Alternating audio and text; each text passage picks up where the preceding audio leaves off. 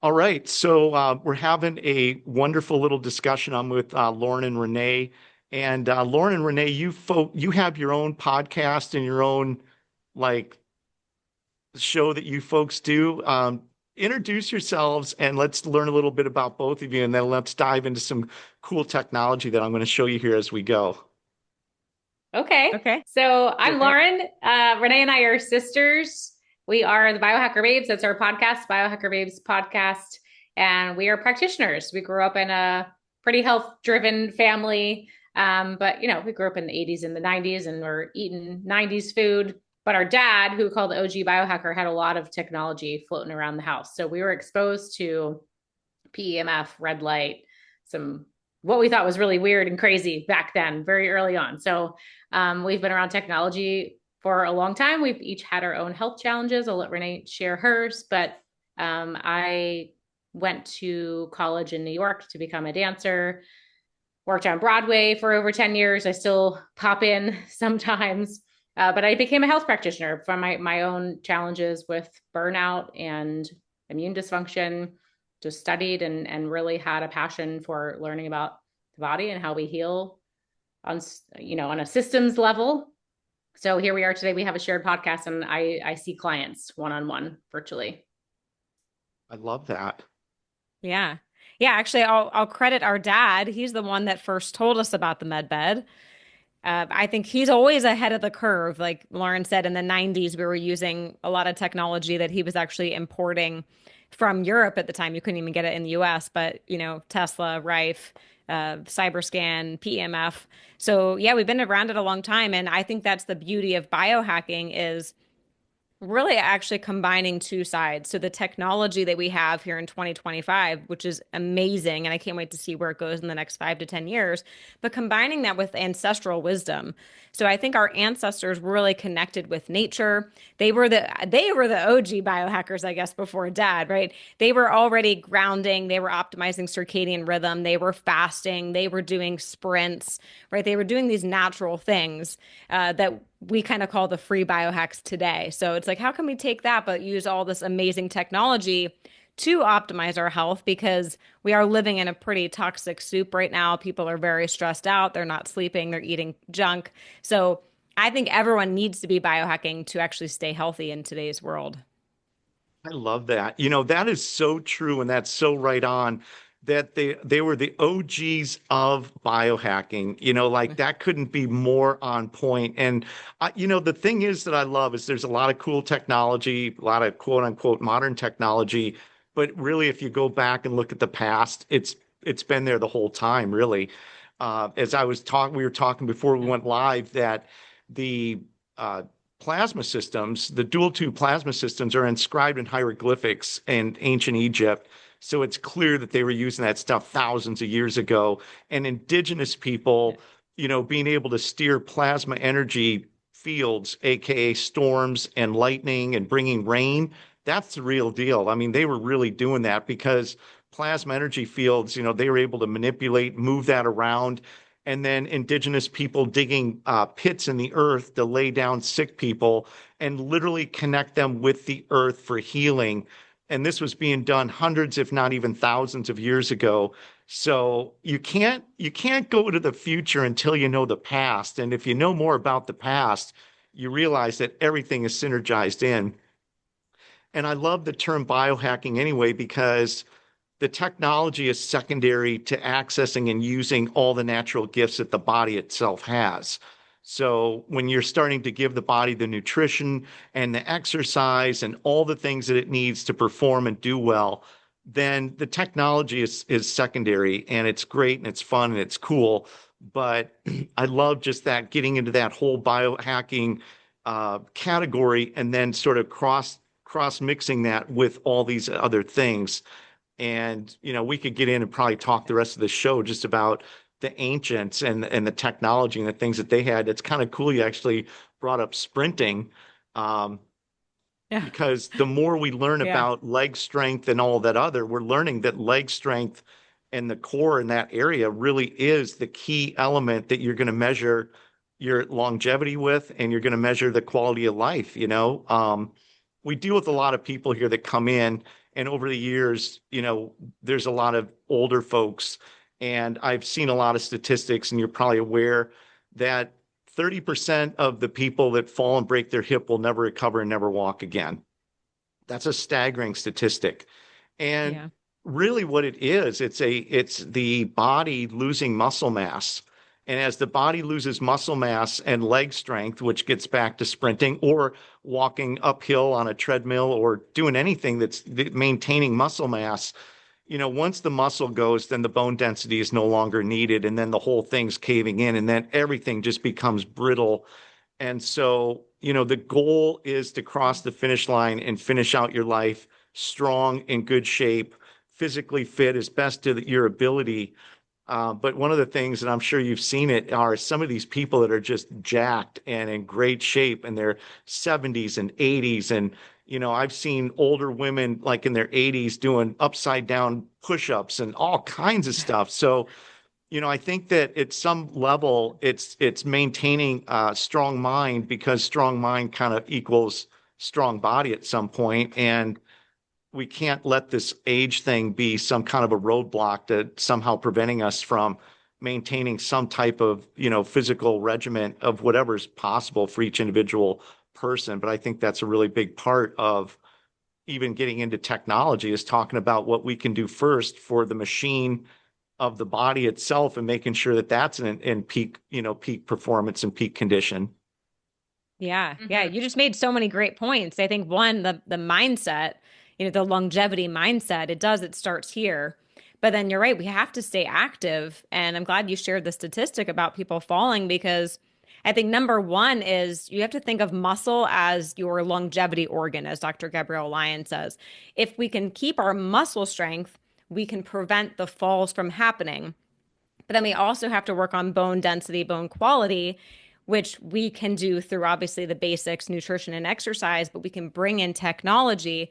Like there's things like the ARX or the OsteoStrong, even the Carol bike now, which is a really great technology hack for increasing VO2 max, controlling blood pressure, and boosting cardiovascular health.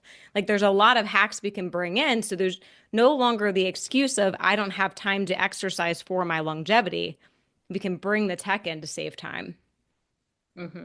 Brent, for anybody that's out there that's not familiar with the term biohacking, since you ladies are the real dialed in people, what would you say is the definition of biohacking for anybody that's out there that's hearing that term for the first time? If you asked me that question 7 days out of the week, you would get 7 different answers, baby. Yeah. Today's answer is we understand that we're all bio individuals. We all have a different system of systems, and our physiology responds to the environment in a milieu of ways. So we are not the same person. Like Renee and I as sisters are very different.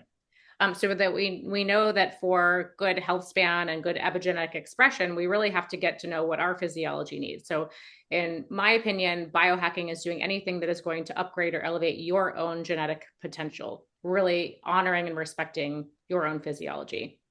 And that can be through free practices, ancient practices, like just being outside more, staying away from modern technology, or harnessing cool new technologies, or, they're not even new, but they seem new to a lot of people, like the red light and the plasma. Mm-hmm.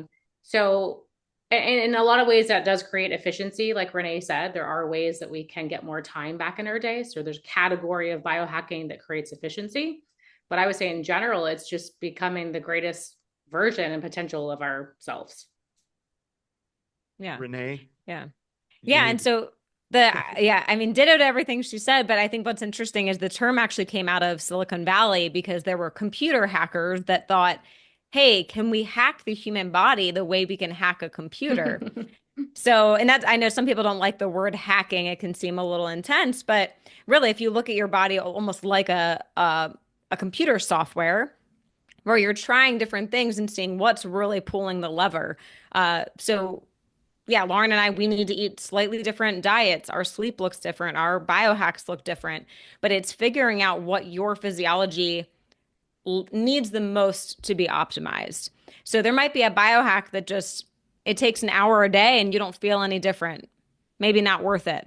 But there's another biohack that's 5 minutes a day and you feel like a new person. Okay, that is a biohack that you keep in. So it's really, it's hacking your system to figure out what your body needs on an And individual level. and that could change day to day, could change every month, Yeah. it could change yearly, right? Like the body is dynamic. And people, I think, often will listen to our podcast and say, like, you do so many things. There's like so many technologies and so many protocols, but that's just a toolbox. We're not going to use all of the tools on any given day. But if we have this toolbox, we can pull and say, this is what my physiology needs in this moment. This is what it needs next year. This is what that person needs. We're not all going to use all the things. But I think expanding the toolbox and understanding like bigger picture, like continuing to zoom out, really gives us so much possibility in terms of increasing health span. I love that. That's actually one of my favorite terms is the toolbox, because you can go in and use what's needed when it's needed, right? I think, Yeah. for anybody that's out there and for people listening to this conversation, the beauty about what we're talking about is it's multi-layered and sort of multi-dimensional.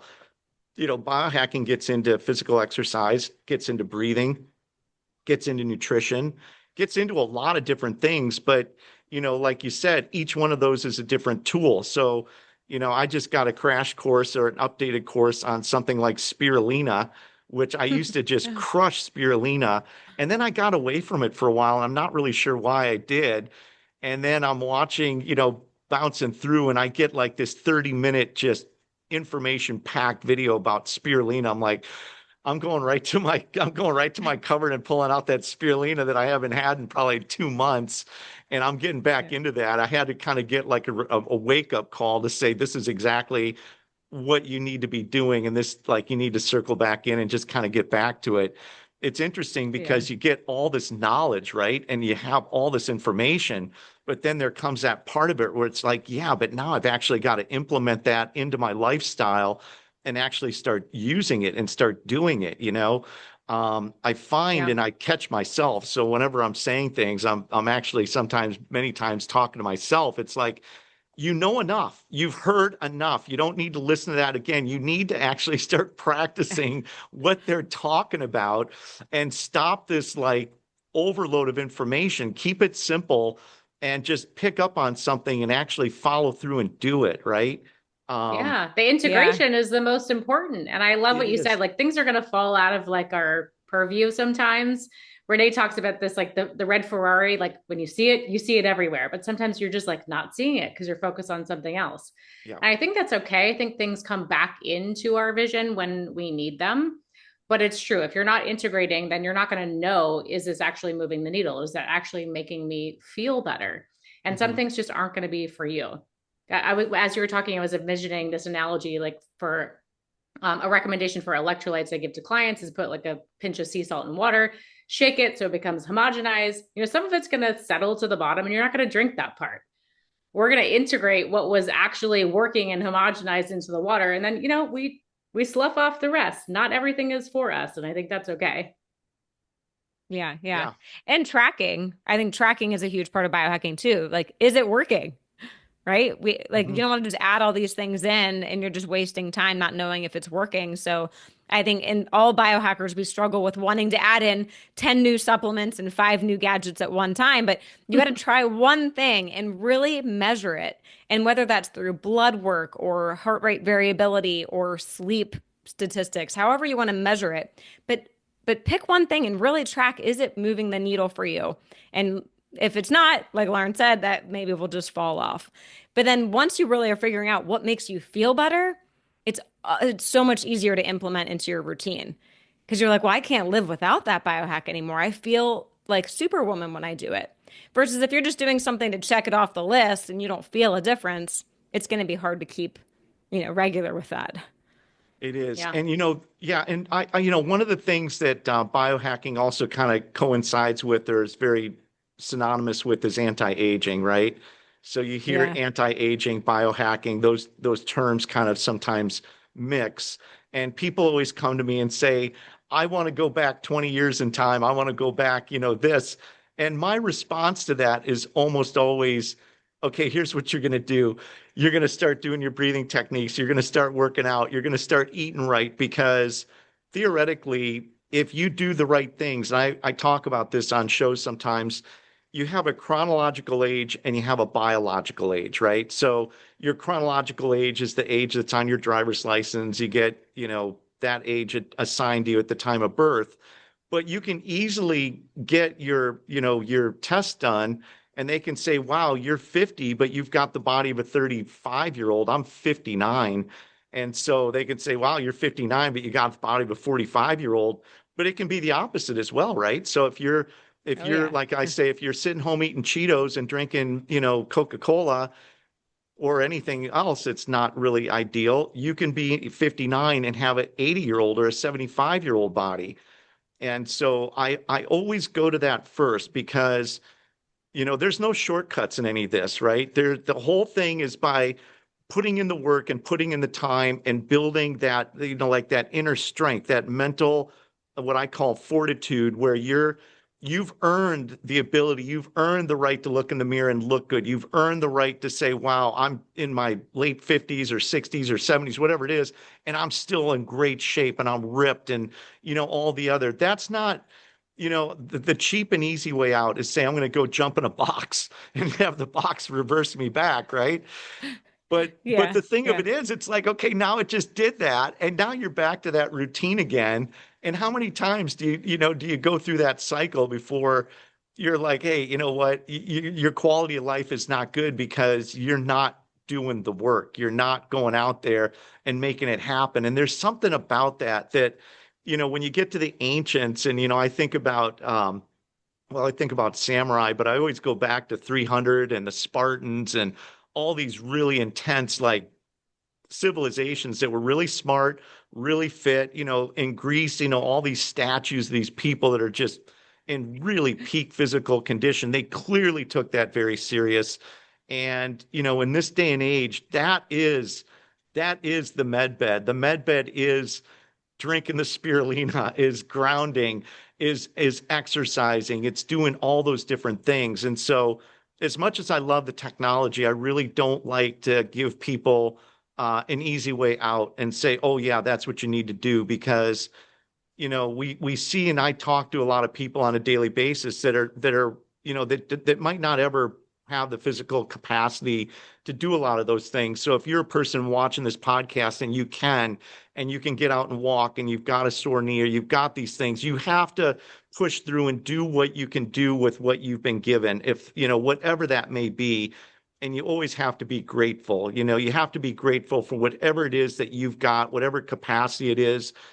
There is a portion of this of being humble, grateful, and saying, wow, God is really, I'm still in a position where I can walk, where I can hit the gym, where I can still do a lot of these things. And I owe it to myself and I owe it to the people that can't do it, that I should be doing it, right? Because until Yeah. that's taken away from you, you don't realize how good you've really got it. And Yeah. Sometimes when I don't feel like working out, what I do is I look down at my legs and I'm like, I am so grateful I have these legs and I can move my body. That is such a gift. There are a lot of people that can't do that, and that gets me going. I'm like, I don't yeah, want to waste this because Hmm. movement is so important. so Yeah. important. I Hmm. showed you briefly, we ran through my office just for a short period of time. And, I've got these ICU beds, it's one of the things that we do here is we do medical equipment.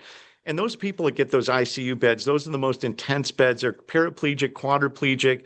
I get parents calling me up. My son's been in an accident, this, that. And, I mean, I don't even want to get into some of those stories because they're heartbreaking.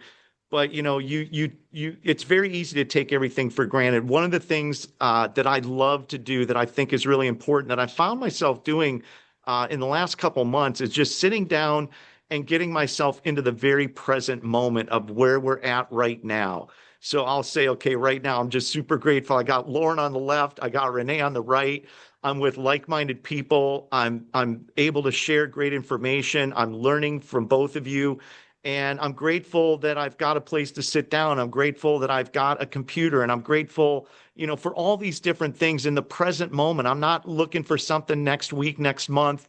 I'm not focusing. I'm just getting myself into a state of gratitude. I'm grateful that I have the ability to get up and walk around in this office. I'm grateful, that I've got a car that I can take home tonight. Like, I get into the moment, right? Because I feel like, we're never really living in the moment. We're projecting things that are happening down the future. And as chaotic and as crazy as things get, and they are crazy, and they can get really crazy, I think that if you can pull back and get yourself into a mode of gratitude, you can sort of readjust everything and say, look, as bad as things are, there's still a lot of things that are really good. And I need to kind of recalibrate where I'm at right now, what's going on, take a deep breath, and then just kind of, get myself back in order and sort of what we would say re-engage with the world, aka here's what I'm going to do next. I'll take a walk instead of, jumping on that next call or whatever it might be. So and that kind of ties into all the stuff, because energy and frequency is so much of a part of biohacking, right? It's so much of a part of energy and frequency, like you were saying at the beginning of the show, with all the new technology. We're getting bombarded with EMF and, Wi-Fi and all these different things, right? But, if we can still find those things that we've got that are still part of our core value base and engage in that, I think that, catching yourself when you're frustrated, catching yourself when you're angry, catching yourself when you're disappointed, and saying, okay, this too shall pass. And right now, to shift out of that, I'm going to go into a mode of gratefulness, or I'm going to listen to some great music. One of the things when you were talking, I'm thinking of the ancients. One of the things that I love about them is they were so big into sound vibration. Have you, either one of you, like, had experiences using sound frequency or sound vibration therapy? Yes, all the time, well, actually, every day. Oh my Oh God, it's yeah, the we Wave both Watch. have the Wave Watch Yeah. on. Yes, I know What are Linda your- and John very well. Oh, Oh, very okay. cool. We just Yeah. got it in April. I Yeah, we've love had it for that. 2 months. That watch is absolutely phenomenal. Oh, cool. Good to Our hear. husbands hate us for it because it makes this like high pitched sound sometimes. Sometimes, yeah, sometimes it Jeremy's does. like, "Do I have tinnitus?" I'm like, "No, no, no, it's my watch." My watch. Yeah. Yeah, yeah. I love it because, like, I mean, I love going to like sound bowl healing Yes, sessions and things, yes. but that's 1 hour. What, you're lucky if you're once a month doing that. So the idea of wearing this on my wrist was really exciting. Yeah. No, that thing Yeah. is phenomenal. Yeah, Actually, a really interesting. anything. Go Yeah, ahead. go ahead. You go. So we're in Las Vegas, right? We're at the A4M show, Oh, and we were I'm there. I'm at A4M, and I'm working with anti-aging. And guess who's sitting in the booth with me is Linda Bamber Oh, Hmm. and Carl, her husband. And we oh my spent three gosh. days ago. This was probably about in December. It would have been 3 years ago, and that was their launch. That's when they were just launching Wave Wow. Watch. And I Wow. remember going through that going, oh my God, this is the greatest thing I've ever seen in my life. This is the greatest technology, because, you've got about 1,200 frequency sets. And for me, I've used that now for about a little over 2 years. And there's been so many personal things that I've used it for. Now, some of the frequencies I love on that Wave Watch are the parasite cleanse. I love using the parasite cleanse. There's frequency Me sets for too. mold, bacteria. There's a lot of dental ones that I use because I feel like maintenance is like getting in front of stuff and not letting it get out of control. But, the mouth, teeth, and gum frequencies, the Mm. frequencies for hair, like literally when I set the watch and I go into the frequencies, because there's, there's ones for men, women, what have you. But when I start running the hair frequency, I can literally feel it tingling on the top of my head. Like I literally Wow. feel that frequency going there. And it's like, God, this is mind blowing that I can just push this watch and immediately I'm getting, I can immediately feel exactly where this frequency is going. And that Yeah. thing, is just, I love it because you can put it on autopilot, right? You just go, I'm going to put in these frequencies. You go about your thing, and a lot of times I forget I'm even wearing it. Oh yeah, Oh, I yeah. forget unless it's doing that high pitch. So I sleep with mine. It does all the sleep frequencies throughout the night. But yeah, I just love that it's such a passive thing. In terms of this like checklist that can feel very overwhelming. We got to do all these things for our health. We need more passive strategies that we can just coexist with and connect, talk to ourselves and balance the nervous system. So I'm a huge fan of sound. I put on binaural beats and frequency tracks for my dog throughout the day. So Yep. he just kind of chills out on his PEMF mat. I have the binaural beats going. He doesn't have the headphones, but there's like always frequency going on in our house. And that's often like one of the first recommendations for clients. I work with very sick people, and a lot of them are stuck in these fear-based mindsets, a lot of anxiety. And so it's like, just put on some music that you like. Maybe it's not even specific frequency. Just put on a song that makes you Yeah. feel good to Hmm. shift your state. And if that's all that you do today, that's going to put you in a much better environment for your body to even think about healing. Yeah. And it's so simple. You just got to turn it on and be there. 100%. And I think music is one of those things that's really good for shifting you out of a frequency, like out of a Mm-hmm. mood. If you're getting caught, I think the other part of it that I find interesting is you have to be conscious of it, right? So you have to be conscious of, I have moved off my foundational frequency and I'm Mm-hmm. now in this other one, and catching yourself and going, okay, this is normal. This is part of life. It happens. But Yeah. catching yourself and getting yourself back to normal or baseline is really important. And having those different tools to do that is really Yeah. essential. I think people forget about music too. It's just like we don't hear about it at biohacking conferences. Play the music that you like. And if some of them are catching on, there's like Hmm. DJs and sometimes there's dance parties. But I just feel like in general, we need more sound around us. And I don't know, for me, like I'll challenge myself, like, can I stand still with a song on? And I'm like, I can't do No, it. the I body gotta move. naturally wants to be in that groove and in that rhythm. Yeah. Mm-hmm. It's I interesting love because it. that's really how the cells of the body operate as well. Like every part of the body is a different frequency. Your eyes are different than your teeth, your mouth, your cartilage, your heart. And so the goal of what we're talking about is running frequency sets that make that part of the body sing, or what I Hmm. say, make the cells dance, right? Because when the Yeah. cells dance and the cells are happy, then everything else is going along for the ride. But and they all have that like tune. It's almost like notes on a piano, and everyone in when it's all together, when they're all synchronized together, you can make some great music that way.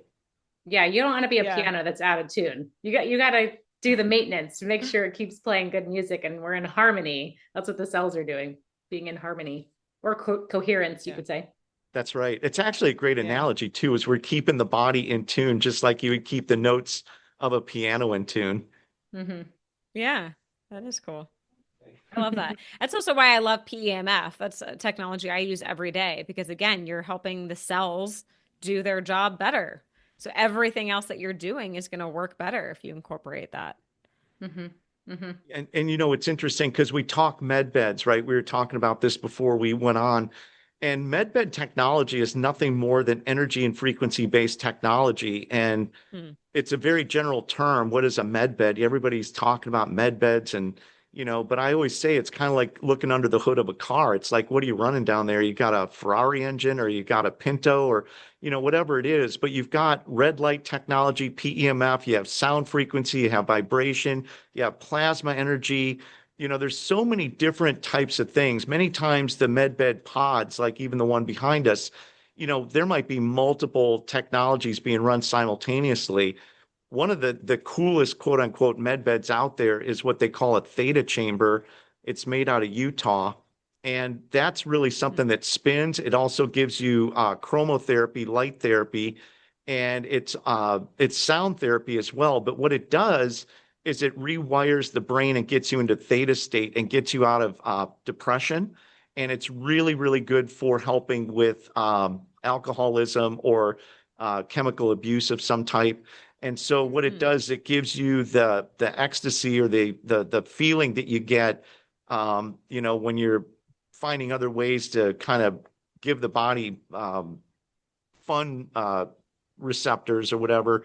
But you're doing On that with receptors. Yeah. Fun receptors. exactly Yeah. right. Yeah. So you're kind of doing that with sound and frequencies instead of doing it with chemicals and other different types of things. And then it's rewiring the neural pathways to give you different ways to experience joy and happiness. So, um, Yeah. I also use the brain tap every day. oh I don't know wow. if you're Tell familiar me with about that. the brain tap. Tell us about that.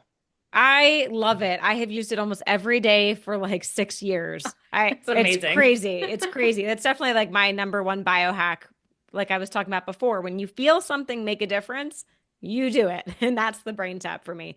So it's using sound, binaural beats. It also has lights in the earpieces, and then there's a light piece that goes over your eyes. But you can actually pick different brain waves. So I do the theta brain wave almost every day because it's such a good like midday reset for me. Mm-hmm. But before bed, I might do delta. Before a podcast, I might do gamma. Or you can just pick different music that kind of vibes with you. There's some really cool tribally music on there, just kind of whatever you're in the mood for. But 20 to 30 minutes of that, and your brain just is whew, back online. I love it. Yeah, that technology has actually become very popular, and they've done a lot of clinical research on that to really show the benefits of it. I was first introduced Yeah. to it actually at that same A4M show many years Yeah. ago. And one Yeah, thing they I always have a nice found, booth there. yeah, nice booth. And they've got like 12 stations, so they can have like 12 people all tapped in using that technology.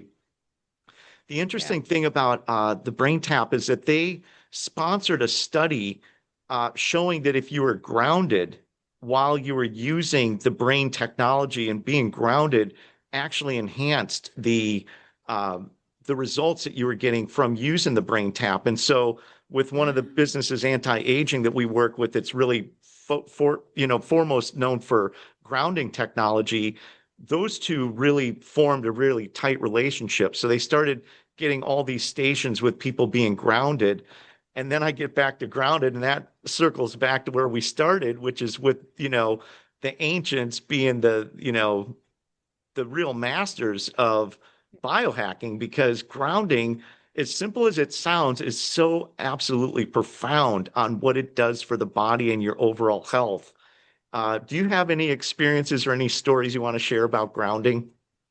Ooh, well, I mean, we ground with our PEMF mats, so it's harnessing the natural frequencies of the earth, which we don't get unless you spend a lot of time outdoors, barefoot on the grass. We wear shoes and all these materials that block us from those frequencies. So PEMF is just a great thing to bring indoors and be able to harness that technology.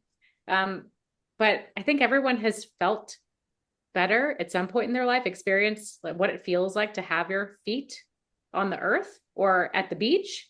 Everyone says like, oh, I feel better on the beach because I'm on vacation. It's like, well, no, you feel better on the beach because you're accessing frequency Yeah. more clearly. Yeah. Or camping in the woods. Yeah. There's no EMFs out there. You're grounding. You're sleeping on the ground. Yeah. Yeah. And the thing about grounding, one of the greatest movies I've ever seen that's on YouTube is called The Earthing Movie. Yeah. Oh, And yeah. that So movie great. is mind-blowing. Now, I've watched Yeah. that 15 times because it's such a large data drop of information. It's like, oh, It's also so simple. You're like, why don't we all do this more? It's so wild. yes. We're not doing Yeah. enough of this. And speaking of Brain Tap, their hub is like 2 hours. I'm in Raleigh, North Carolina. They're in New Bern, North Carolina. Dr. Porter has a hub there. And our friends that created the Align mat, so that's a PEMF mat with 30 pounds of crystals in it. They actually went to do some studies with Brain Tap together, and they were showing a reduction in biological age after one session.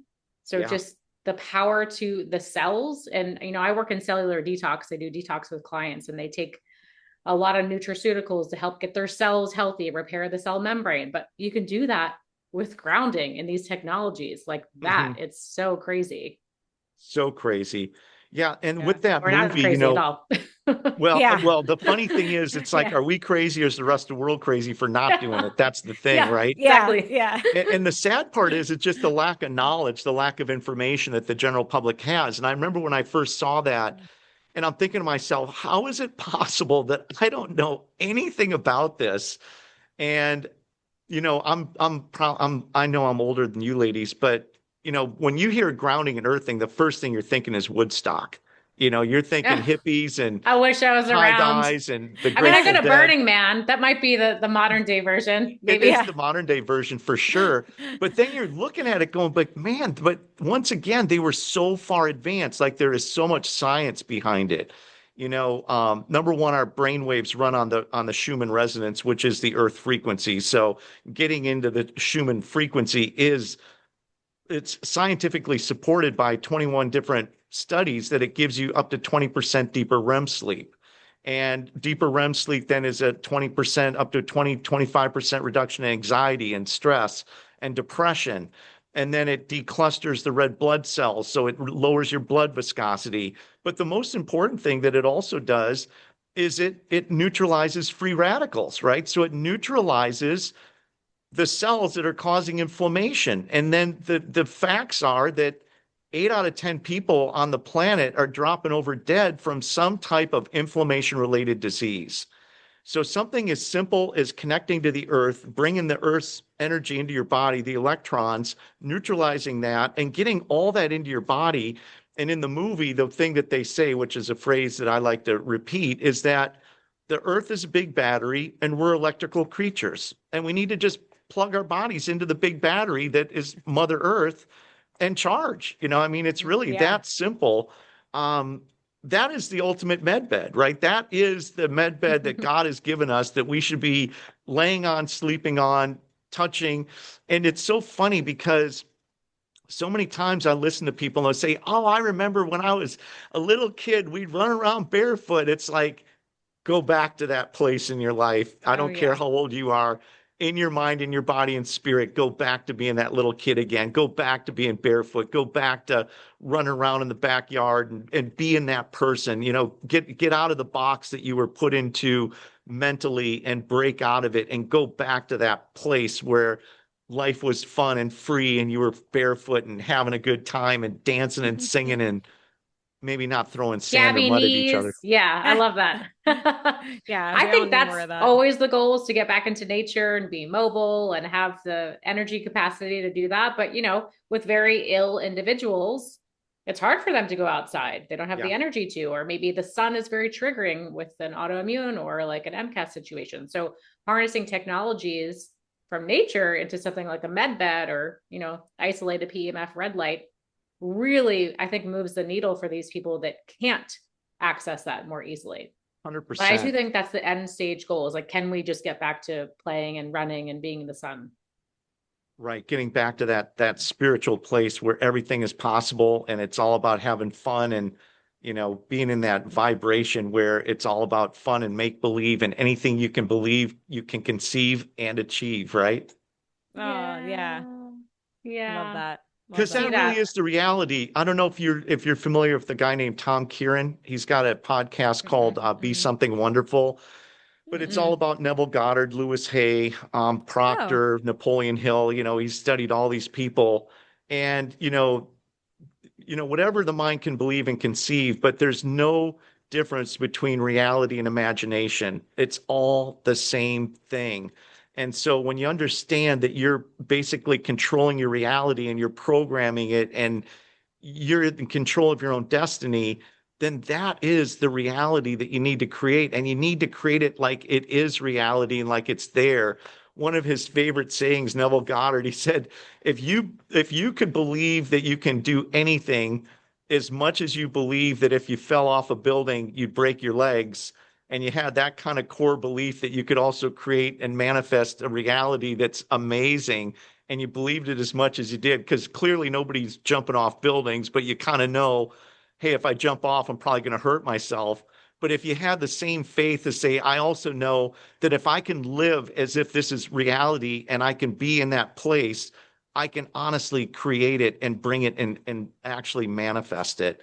And it's like the wonder and creativity and imagination that children have, plus a little bit of structure and rational analytical thinking, so we stay safe.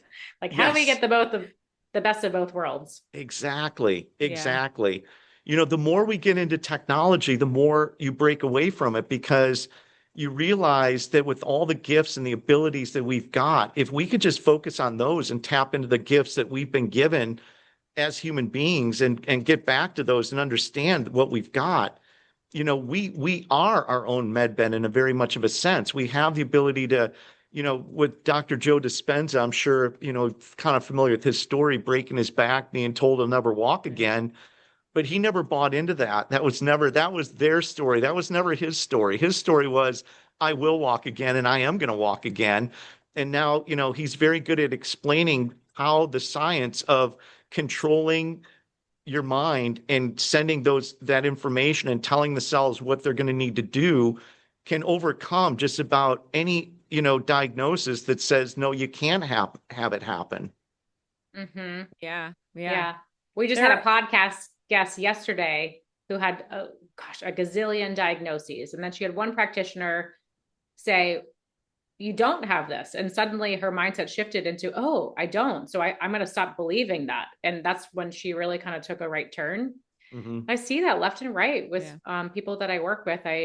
One in particular, I have a client that's challenging right now because he was told that a certain virus caused all of his problems. And he really deeply believes that everything has changed since then. And he says, nothing works for me. Nothing will ever work for me. So now we're like really in the meat of like unwinding that belief pattern, because if he could blow the lid off of that and believe, I think he could really make some progress. So I'm trying to help him get there right now. But that is such a ceiling, such a limiting belief that keeps us in this perpetual state of inflammation, oxidative stress. Exactly. And it's in your mind. It starts there first. So the minute you start repeating that story and you start buying into the story, you become the story. Yeah.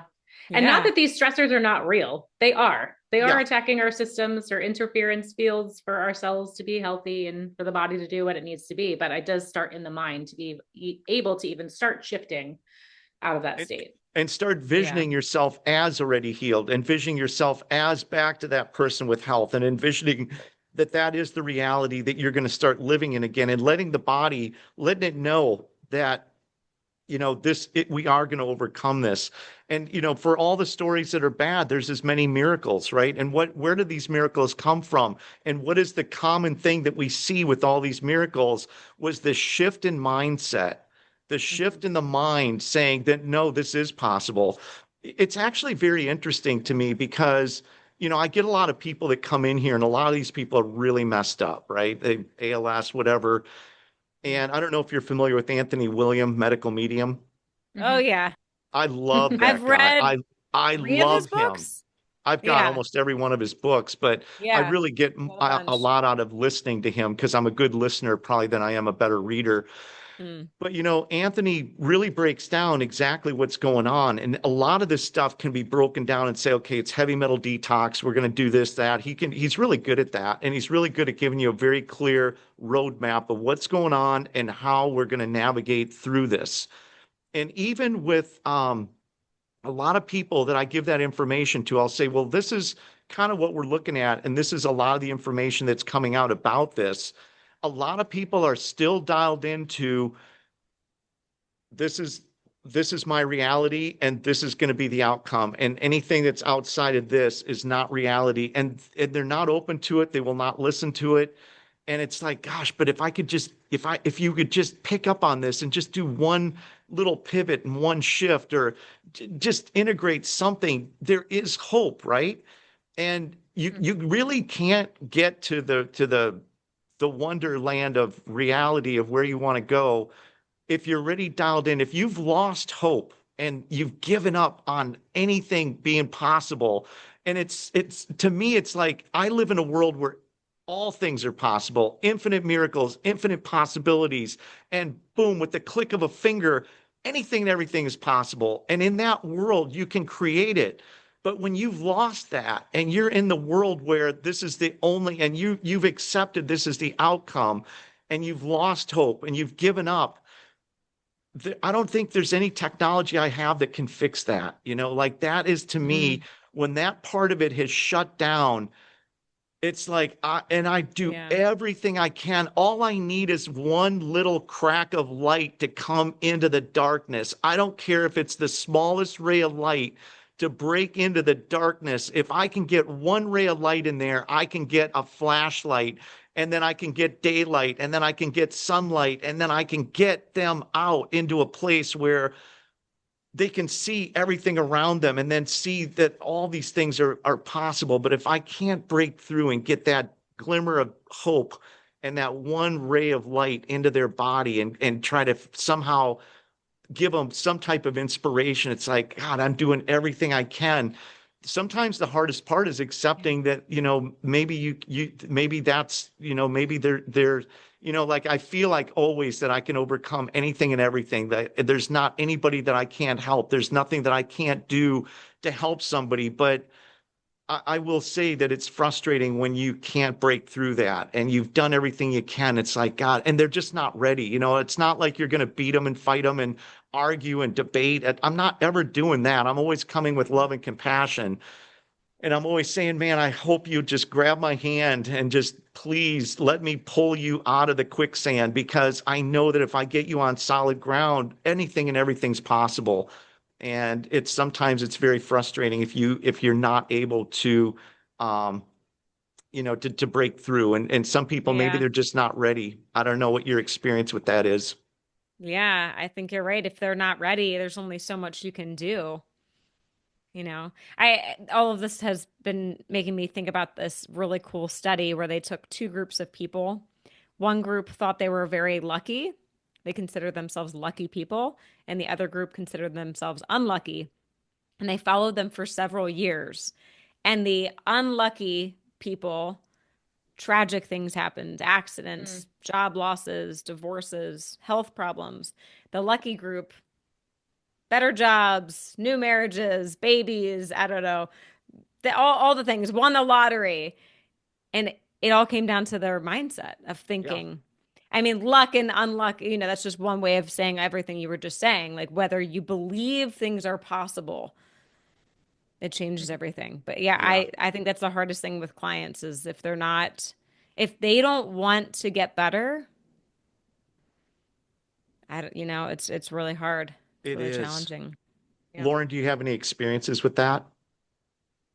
Oh yeah, all the time. Sometimes you can Yeah. reframe someone's expectations and start to shift that mindset. And I've seen with that conversation, people start to get a glimmer of hope, even if they feel really terrible and their situation is currently really awful.